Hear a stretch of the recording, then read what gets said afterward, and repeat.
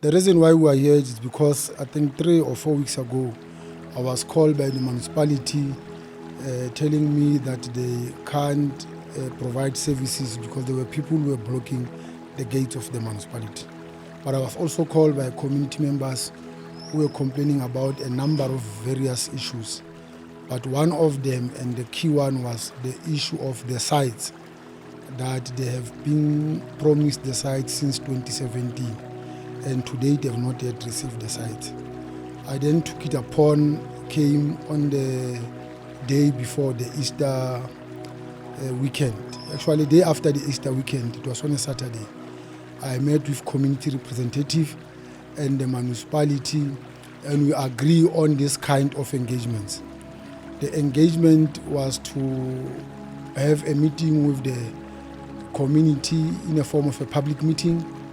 We then included the issue of the stakeholder engagement because we wanted a focus meeting with the leadership around. Although I'm not happy about the attendance of the stakeholder meeting, but at least we have managed to achieve the first step, that of engaging some of them in relation to the issues. The issues raised were the ones that I've mentioned of the sites, but communities have also raised issues of electricity, potholes, roads, issues of high mast lights and the street lights. People have raised issues of parks and all those things. So we expected to respond. So the critical thing that I also want to achieve is to ensure that municipalities work in a better way together with communities. When I say communities, I mean business people, various departments surrounding municipalities. I also mean other stakeholders in a form of NGOs, NPOs, and many other people who are important in this community, and ordinary people of our people who are supposed to be part of this program.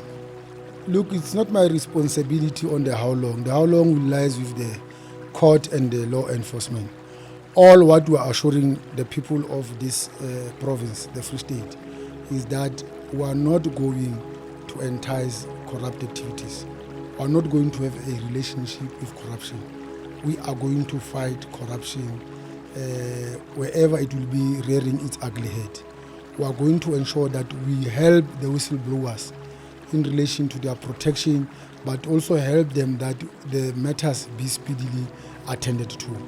We are going to ensure that where money has been lost, money will be recruited so that we are able to service our people.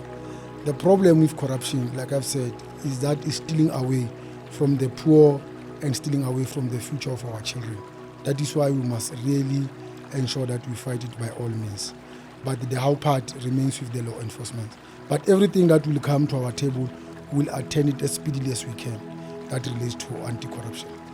My plan, it will be just to encourage municipalities to work together with communities.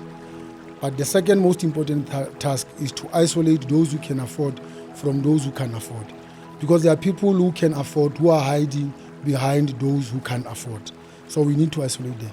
But the other critical thing is that the municipalities must also provide services. You can't go out there and tell people to pay for services that they are not getting. So there has to be a balance between what people are going to pay for and what they receive. So the plan, the most critical plan, must come from members of the communities and municipalities. Mine, it will be just to support such plans. But my initial plan is to ensure that there's a smooth and nice relationship between the community members, business people, NGOs, other departments, because you will be surprised that other departments, they are also owing municipalities. I've already said in our departments that I'm leading, both COGTA and Human Settlement, we must try to settle our debts now, our arrears now, so that I'm able to go out there and encourage everyone to pay for services. I'm also taking a step now that says every councillor who owes the municipality must pay for services. Those who don't pay for services will make it a point that the legislation kicks in. The legislation says there's no councillor there's no person that can be a councillor if they owe municipal services. So that's the basic thing. I'm also going to encourage municipal workers, all government employees, to seriously focus on paying the services. Hence, I'm going to sit on the neck of the municipalities to provide for services, because I'm going to take a risk of telling people to pay with the services I will not be sure whether they are being given to them or not. Hence, I'm going to be aggressive on ensuring that they get services and we pay for services.